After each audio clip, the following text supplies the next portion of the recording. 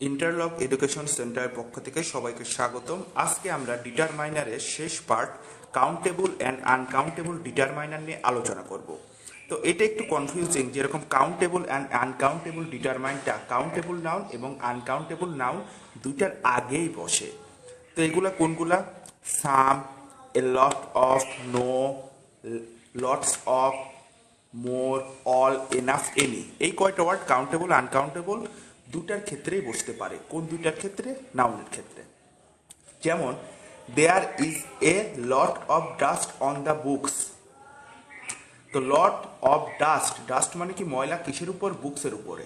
তো এখন ডাস্টটা যদি চিন্তা করি, এটা তো আনকাউন্টেবল নাউন। কেন? কারণ এটা পরিমাপ করা যায়, গণনা করা যায় না, বেশি না কম, কিন্তু একটা না দুইটা বোঝা যাচ্ছে না। I have no interest in the matter. তো ইন্টারেস্ট মানে কি? তার মানে এর প্রতি কোনো আগ্রহ থাকা। তো এই ইন্টারেস্টটা যদি আমরা চিন্তা করে দেখি, এটা হচ্ছে কি অ্যাবস্ট্রাক্ট নাউন।